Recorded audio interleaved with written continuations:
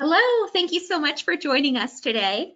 My name is Krista White. I'm the Director of Marketing here at Crow Canyon Software, and we've got a great webinar planned for you today. We're going to be focusing on streamlining purchase requests with M365 and Teams. But just before we get started, I have a couple housekeeping items that I'd like to go over with you. First of all, this will be recorded, so we'll be updating this to our YouTube channel as well as our website.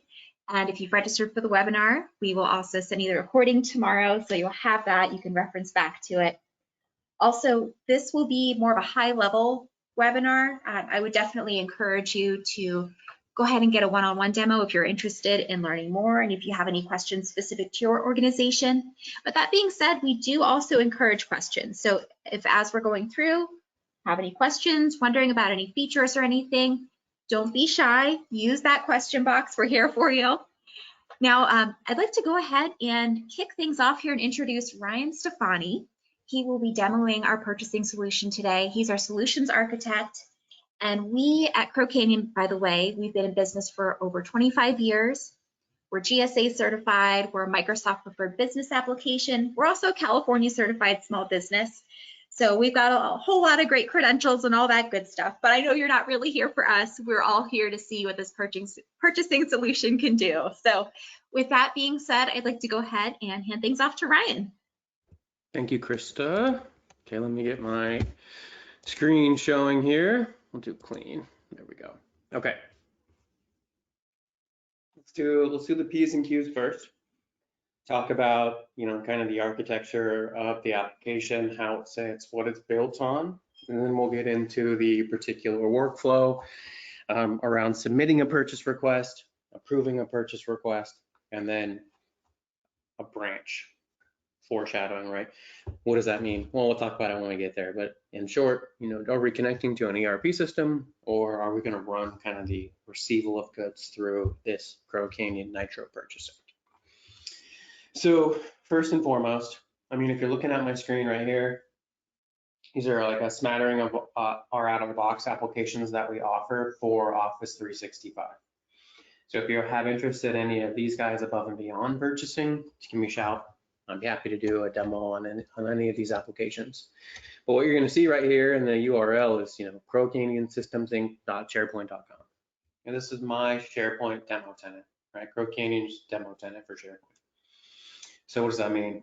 Well, essentially, this application is going to be deployed into your Office 365 environment through a SharePoint page, site page. So, class purchasing, purchase requests, whatever you want to call it, right? So a few benefits there. Talking kind of, again, foreshadowing, talking about the ERP potential like integration or usage of a purchase app in ERP systems, kind of clunky, difficult to use, and then inexpensive license per purchase request submitter, right? We're not having that same model here since it's in your 365 environment. Nothing special above and beyond having a SharePoint license is required. And then also the ability to manage, maintain, and control all of your data, right? Nothing's leaving your SharePoint tenancy in this case. It's all living inside of that 365 world. So you get control over the people that access it and the data itself. Okay, so that's the structure, right? 365 SharePoint background. Now what's it built on? Nitro Studio. Updating it, sorry. Nitro Studio, Crow Canyon, Ryan, what's going on? Well, it's the same. Crow Canyon builds, manages, supports, maintains Nitro Studio. So what is it? Kind of like our iteration of the Power Platform, right? I won't go too deep into like pricing model here, but like Power Platform, for those who have tried it or played with it, can be, again, like the ERP purchasing system's a bit difficult to use, developer-centric, right? It's our version of that. It's easier to use, it's a little bit more straightforward, and we're not charging on a per user, per workflow, per month basis. And it comes included with the application. So that means, since it's in your tenancy and you have control of Nitro Studio, the proper permissions, you can go in and theoretically make any changes that you want to the application. A form, a report, a workflow, right? You have that autonomy to do so, or work with our team to make the application make sense for you.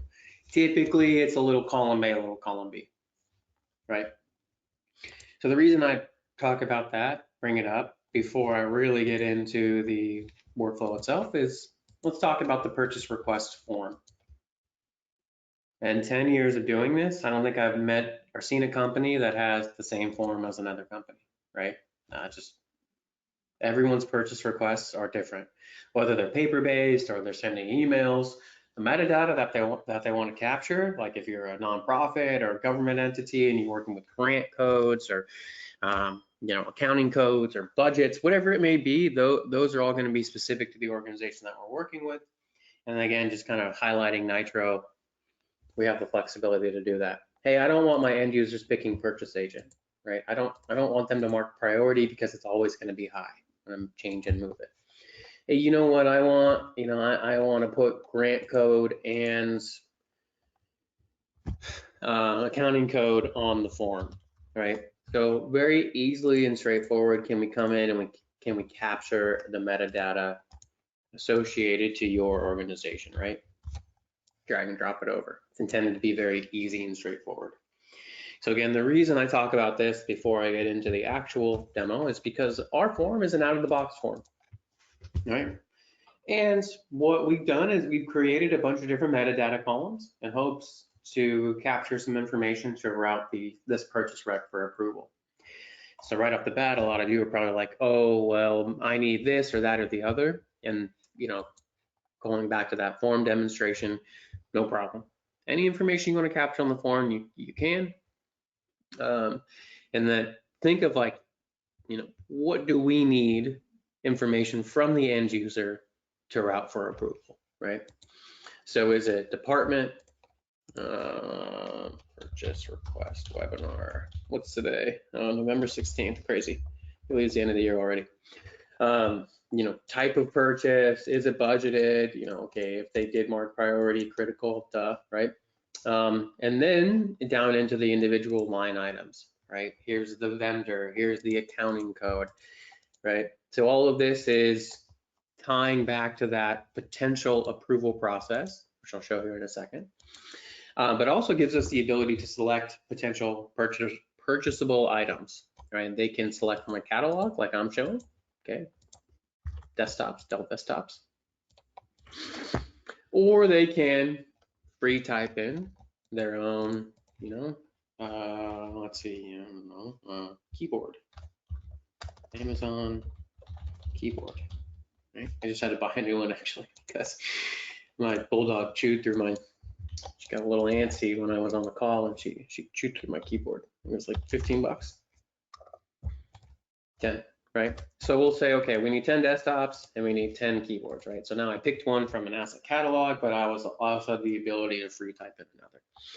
And you can see here, I got my costs, I got my accounting codes, I got my items, I got my departments, right? All of those things to our process are all over things that are pertinent to our approval process. I'm gonna take a quick pause and just kind of talk about some cool features of Nitro Forms while I'm here because it's not even close. Nitro Forms and Microsoft Forms, it's like night and day. It's totally inherently different and way better in my opinion. One of those things is this feature called custom actions. You probably, if you were keen, you saw it on the Nitro Studio work page, custom actions. And basically it's these buttons that show up on the form or in the list. We'll talk about that in a sec. They are manually invoked workflows, fancy term for manually invoked workflows. So in this case, your end users can save a rec and come back to it. End of the day, trying to get something in, save it and come back to it. Or they can submit it for approval, right? So it does give them that flexibility to save or submit. Now the submitting thing is cool. Okay, I think it's cool because it gives me, it's got the green check marks. I call them the warm and fuzzies. It lets the end user know that the approval process ran, or like your purchase rec got submitted and they get the green arrow and everything's happy, right? So it just gives them kind of that affirmation that the process ran. While it's running, while the workflow's running, real quick, I just want to talk about a little bit about the Teams aspect. So I'm showing this from like a SharePoint perspective right now, a SharePoint point of view. There's the approval process, right? There's also Teams, right? And everything now is Teams. Teams. And when the pandemic hit, I think everyone had to use Teams, right? Some reluctantly, others 2 feet in, but it's there now, right? I mean, we can't avoid it. It is, if you're in the 365 world, it's Teams. It's the purple child of Skype and SharePoint, right? And these Teams apps, which we've created, are the ability to be on the left-hand navigation of the Teams page. So they can, as an end user, submit a purchase request from here, right, from Teams. They don't have to leave the interface. Again, that's just another nice piece where, sorry, wrong button. They don't have to log in somewhere else. We get that a lot. You know, people ask that question a lot, or maybe why they switch from one platform to us is, oh, they're already logged into Teams. I don't have to go anywhere else. It just makes it easier, you know. And then secondly, we'll come back to Teams in a sec. The request is for here. Now we saw that purchase rec go for approval, and I'm sure you saw the notifications pop up in Teams, and then no one heard the email go off my ear, but I promise it did. So that rec was created. What happens is that it's looking at this back-end approval levels list. So when that request gets submitted, all the metadata that we have taken, we're running a workflow against it. So all of our workflows are column based, right? Like I said, department, amount, item, accounting code, grant code, whatever, budget, right? And it's going to look at this list on the back end, and it's going to query what was submitted versus what's in the list and find the appropriate approver. Now, it's all me, because it's my demo site, right? Wouldn't make sense if I couldn't approve it.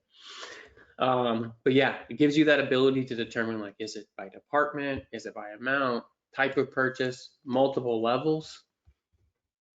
Again, you have that flexibility. And if it's going back to our original conversation of, hey, if there are specific columns that you guys want to track and then that you want to run as a part of the workflow for creating approval tasks for the appropriate people, this is how it all ties together, right? That's why I show the Nitro Forms piece and then how it ties into this approval levels. So that form's been submitted. The purchase rec's been created. Internal team's been notified, finance or buyers or whomever, right? And that request is going to be pending approval. There it is, right? Purchase request webinar today. So what happened is, well, kind of the main reason Nitro Form exists. I don't know if anyone knows or had familiarity with InfoPath back in SharePoint on-prem, but this idea of like repeating rows, you know, showing a table inside of a form, I kind of already showed it with the line items, but it also is pertinent with the approval task. Here you go, I'm assigned to the approval task, level 1 approver. Great thing about this is that we can create tasks in the list as required. And the tasks are permission to the appropriate person, right? So like Krista couldn't come in here and approve this task for me. She wouldn't even see it in that regard, right? So it gives us the ability to add a little bit more stringent permission structure around the approvals of these purchase requests. So the task. I wish approvers came in and approved tasks. I like it. I don't know. I like the completion feeling of it, coming in and like, oh, I marked my task as approved, right? Most folks don't do it that way. Yeah, you get the nerds like me who like to come in and feel that, like, you know, task sense of accomplishment. This is approved, and I can cross it off my list, right? Most folks are going to come in and do it in a few different ways. So back to Teams real quick. We have the ability in the Teams app to show them approvals based on who they are, that what's equal to me. So when I log in, I can see, okay, in the context of IT viewing my tickets or maybe viewing my purchase request, but then I can also see approvals equal to me, and I can make that approval decision from the Teams app. Again, I'm in Teams, I'm working in Teams, I'm communicating through Teams, I can approve through Teams. Conversely, we also have this integration with Teams bots, AI. Basically what happens is an adaptive card is created, which is a notification inside of a Teams channel or Teams chat. You can see me getting the notifications around the approvals for these different levels of this purchase request. So I got the notification for level 1. Obviously I approved it already because I approved it in the task. So now I get the notification through level 2. Then I can simply mark this as approved through the Teams notification, right? On your phone, on the go, see something popped up. Ryan wants 5 pens. Sure, Ryan, get your 5 pens, right? I can mark it approved through this adaptive card in Teams. Now, the most common way, I'll say, the way that people ask, or the way that people ask approval tasks to be completed the most is through email, right? And that's absolutely a possibility. So when the rec gets created and the email gets generated, the approver, me in this case, is going to get an email with any information that we want to send them as a part of this approval email. So you can see here, the description, the items, the cost, right? And then the ability to click the task, but we've already given up on the fact that they're probably not going to do that. So we give them the ability to approve through email. What this does is it creates a unique email header for them. And then any notes they add, any comments they add to the body of the email get added to the task, right? So they don't even know that this is going somewhere that's being tracked and monitored for reference or for auditing purposes. They just know that they approved it and here are their notes, right? And again, it's tied to the particular user who is assigned to the task. So only I can approve this email, right? Gives me that ability to keep those permissions stringent. And it all ties back to, where are we? This request, right? This guy right here. There you go. Both levels are approved and there are the comments, etc. Now I talked about the forms briefly, right? Let's just talk about the workflows real quick, Nitro workflows. I'm not going to go too far in depth into forms and workflows because honestly, they're hour-long demos on their own.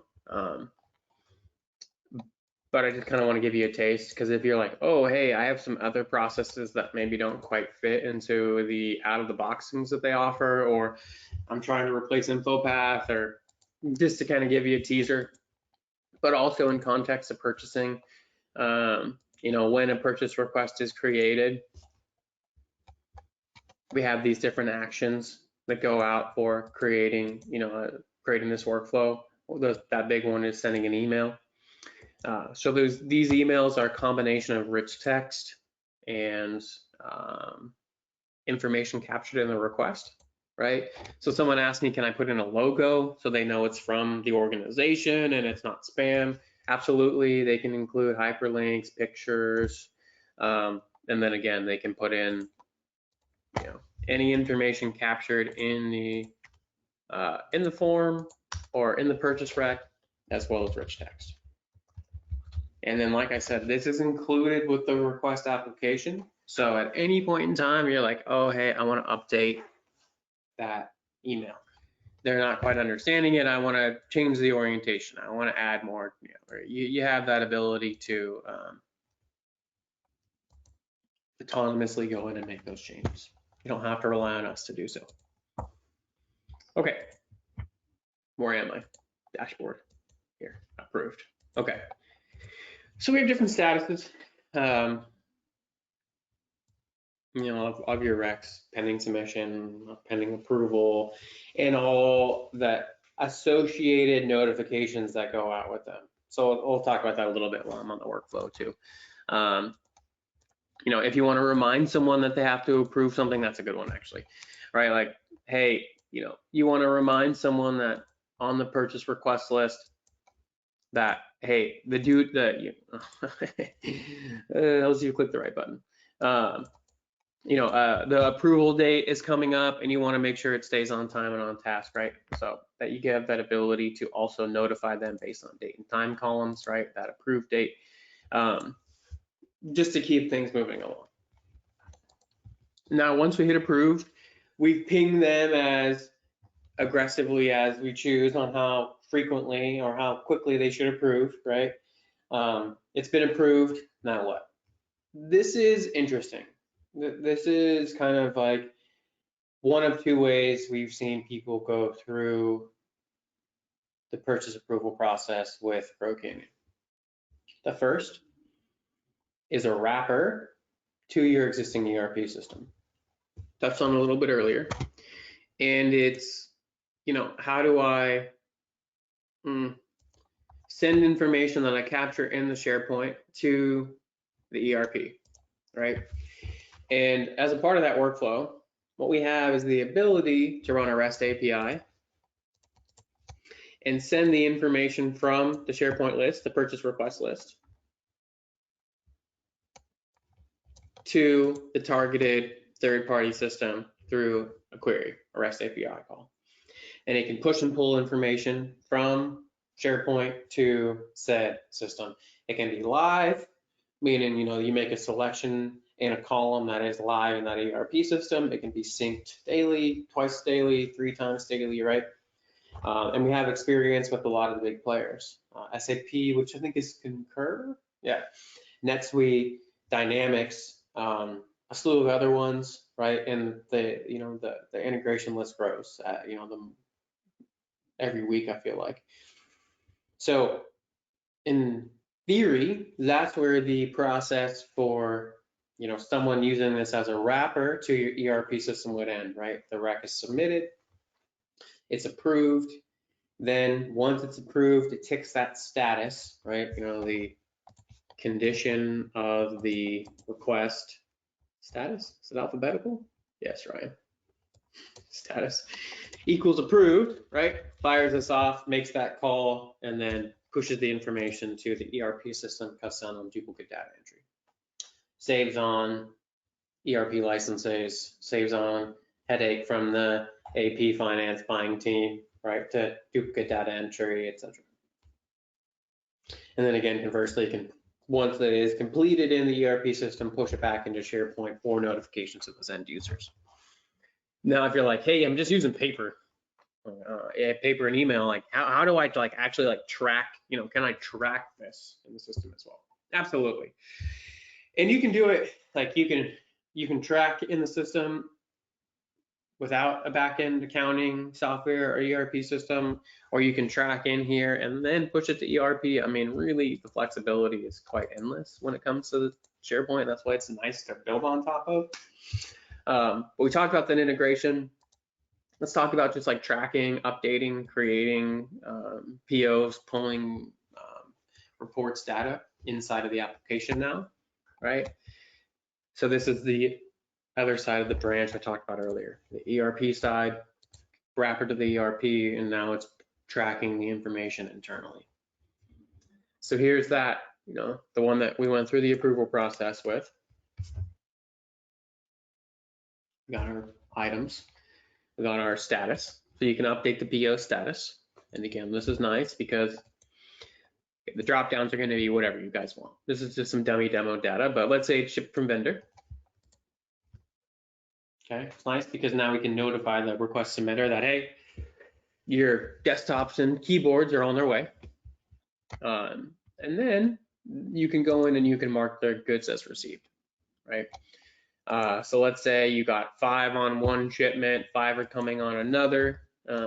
You can update as you see fit.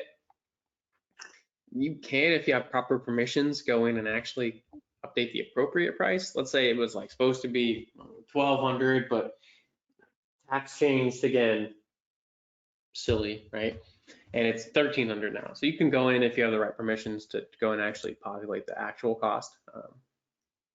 But it all ties back to this PO, right? The PO is going to be the system of truth, and you can go in and update that as you see fit. I'm going to go in and mark this as received though, and show you that we've got all 10. And then I have an audit log here too.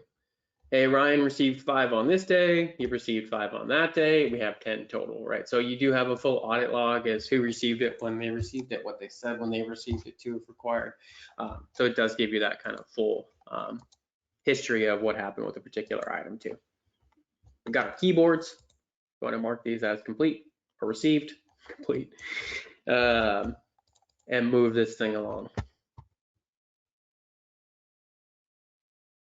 Okay, warm and fuzzies, right? Check marks, went through. Okay, so now, you know, the status of the PO is what? Goods received, right? Fulfilled. It did it for me, look at that. Yeah, I know, I can't change it. Okay, so there's some other information we can capture here. We have a link back to the original request, check number, date paid, date received, but there's also the ship to information. And the reason I'm going to talk about this is because, we can sign it. Actually, let's talk about this a little bit. I didn't talk about this during the request part. Probably should have. But look, if you do want to have an integration with the sign tool, we have integrations with DocuSign. We've done an integration with Adobe eSign for another customer of ours. So if you want to capture a signature and you want to push a document to one of these tools, you can absolutely capture a signature. We have kind of the sign with your finger or sign with your mouse on the form as well. You got to forgive me, I'm left-handed and I'm signing with my right hand, so it looks like a child. That's why. Now, also, since I'm here, we have this ability to liken emails. So I'm gonna recall back to, I'm just gonna go back inside. We're gonna recall you back to the send email creation, right? We had a combination of rich text, HTML, right? Copying items from, as well as copying items from the item into the body of the template, right? Same principle can be applied when creating an actual purchase order. So here's a template, an example of information that you can pull. Ship to information, signatures, amount, right? And then you can actually email it directly to vendors from here too, which is kind of cool, or you can just export it to PDF. So what's nice about this print manager is, I don't know if anyone who works in 365 frequently or often knows printing can kind of suck in 365. So we've made it super easy, and you have configurable templates as well. So you can have item templates, or you can have list templates. I'll get into that in a sec, talk about reporting. But you know, as we kind of work through this workflow, we've approved it, we've received our items, we've reconciled the items, and now we want to create a PO or save a physical PO or print attachments, we have that ability to do so. However, well, not however, if you want to go through and you want to print items or report on anything that's happened in the system. Okay, so kind of as like a quick recap. We've created a request, we've approved a request, we've reconciled the PO or we sent it to the ERP system, and now we want to report on any of the information we captured. So we have this print feature. You can create PDF templates. Let's say I want to capture purchase orders by department, total cost, by status, right? You have that ability to create filters and then create documents, pull these documents out or send these documents to the appropriate internal team, right? Management, C-levels, right? Things like that. We also have the ability to create reports, dashboard reports. This is a part of the Nitro tool set. You can go in at any point in time and create your own reports. Now I will say, no, I've said it a lot, like you can configure using Nitro Studio to make things yours. I think that's a pretty blanket statement. There's obviously different ramp times and skill levels associated to getting the application to your specifics. Calling a REST API from SharePoint to that third-party system may take a bit more time or not be possible with leveraging our team if you don't have the experience. I will say creating and managing forms, creating and managing reports is pretty easy. I'll actually use one that we've already created. So it gives us the ability to just go in and really report on anything that we want, right? So by employee, let me show, request by employee, I want to pull a report on department, right? Maybe by cost. That's a total cost. Yep. And now I can have charts, I can have graphs, right? And then I can see them all splayed out. And the cool thing again is that you don't need us to go in and configure these reports. They're pretty straightforward. Just a matter of selecting the list you want, the columns you want to report on, and how you want to display them. Right? And at any point in time, if you're like, oh, okay, why do we have a $27,000 PO from IT? Let me see that. You can click on it, and it takes you right to that PO, that purchase rec. There you go. So it does give you a nice ease of use, ease of flexibility to jump around the tool. You do have that flexibility of navigation inside of the application as well. That's another thing SharePoint's notoriously bad for that I think we've done a really nice job on is searchability, flexibility, the UI inside of the application. Well, I wanted to keep it under 40 minutes, and I think I will. I got just one last list here I want to show you. Vendors. So we can also, as you saw in the line items, you can store a vendors list. And I think this is important too, like if you want to automate some emails or notifications around vendors, or maybe have outside vendors approve purchase recs or whatever it may be, you can store all that pertinent information against the vendors list, right? This has been pretty common inside of our ERP integrations, right? Accounts or vendors, I can't remember what it's called in NetSuite. Contacts, one of those. Where this list stays live. This is an approved list of vendors, right? They're selectable. All the contact information lives there, and then we can pull from this vendors list from either this list being system of record or the helps if my name's in there, or it's in that third-party tool set. Sorry, OCD, gonna put in my right contact information here.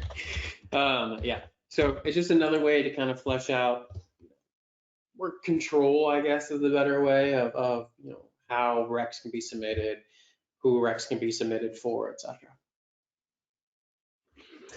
But yeah, I mean, okay, I mean that's it. I know it's a lot. I threw a lot at you in 35 minutes, but overall it's a pretty complete and straightforward process. I mean, you definitely have that that configurability that will be needed at the beginning around the form, the approval, and the approval levels. But really the automation around the approvals and how folks can complete approval tasks is really there and inherent right from day one. What it looks like moving forward is kickoff call. Applications takes about an hour to get installed in your SharePoint environment. We just need someone on your guys' staff that has global admin access to the SharePoint space. We'll help you do the installation on a shared call like GoToMeeting or Teams. I love Teams. Training, and then helping you get the forms configured, setting up the approval levels, maybe a connector to that ERP system if required.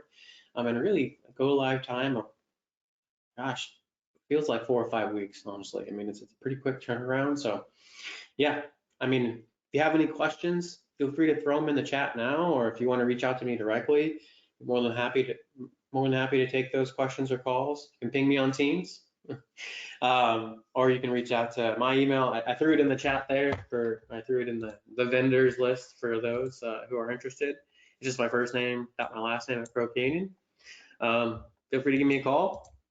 Yeah, but thanks everyone for taking the time and effort to join the webinar. And like Krista said, we'll get you the recording after the fact. Is that correct, Krista?